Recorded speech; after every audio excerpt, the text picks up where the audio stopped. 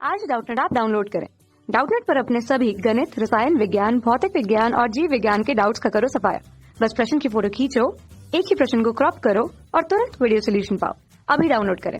Hello दोस्तों, हमारा प्रश्न है रिक्त स्थान का प्रतिरोधकता ताप गुणांक धनात्मक अथवा ऋणात्मक हो सकता है, हमें बताना है। ठीक है, हमें बताना है कि ऐसी कौन सी युक्ति है जिसका प्रतिरोधकता ताप गुणांक क्या हो सकता है, धनात्मक भी हो सकता है और ऋणात्मक भी। ठीक है, तो सबसे पहले बात करते हैं प्रतिरोधकता ताप गुणांक होता क्या है। ठीक है, तो किसी चालक के प्रतिरोध में होने वाली वह वृद्धि है जो 1 ओम प्रतिरोध वाले ताप 0 डिग्री से 1 डिग्री बढ़ाने पे होती है। ठीक है, क्या होती है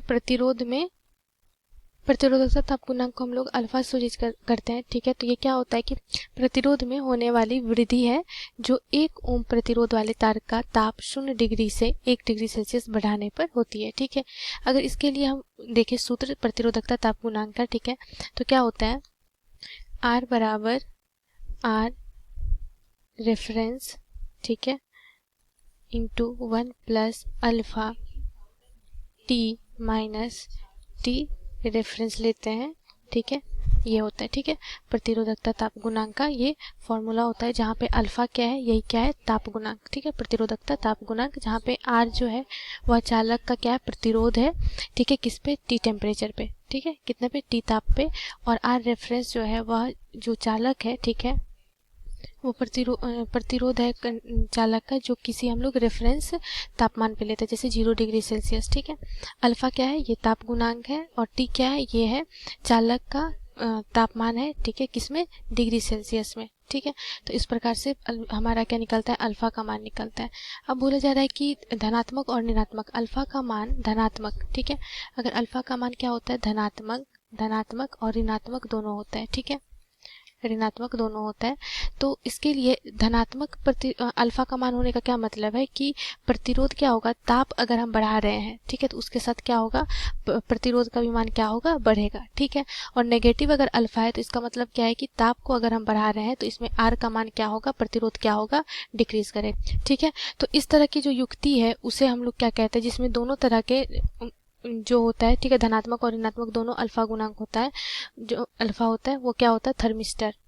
ठीक है, थर्मिस्टर एक ऐसी युक्ति है जिसमें क्या होता है, अल्फा का जो मान है, ठीक है, प्रतिरोधकता ताप गुणांक का, ठीक है, वो क्या होता है, ऋणात्मक भी हो सकता है और धनात्मक भी हो सकता है। ठीक है, थर्मिस्टर के बारे में अगर हम जानकारी लें तो थर्मिस्टर एक प्रकार का क्या होता है, प्रतिरोधक है जिसका प्रतिरोध अपने ताप के साथ बहुत अधिक परिवर्तित होता है। ठीक है, क्या होता है, बहुत अधिक ताप के साथ क्या होता है, बहुत अधिक परिवर्तित होता है। ठीक है, दूसरी प्रतिरोध की बात करें तो ताप परिवर्तित होने पे परिवर्तन होता है, लेकिन वो क्या होता है, काफी कम होता है।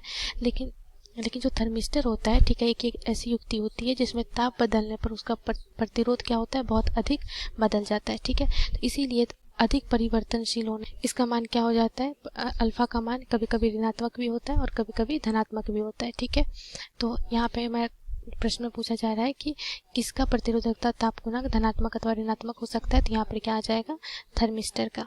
ठीक है, थर्मिस्टर का क्या होगा, अल्फा जो होता है वो ऋणात्मक और धनात्मक दोनों हो सकता है। धन्यवाद। कक्षा 6 से 12वीं से लेकर नीट, IIT, JEE वो एडवांस के लेवल तक 1 करोड़ से ज्यादा छात्रों का भरोसा। आज ही डाउनलोड करें डाउटनेट ऐप या व्हाट्सएप करें अपने सारे डाउट्स 8400 400 400 पर।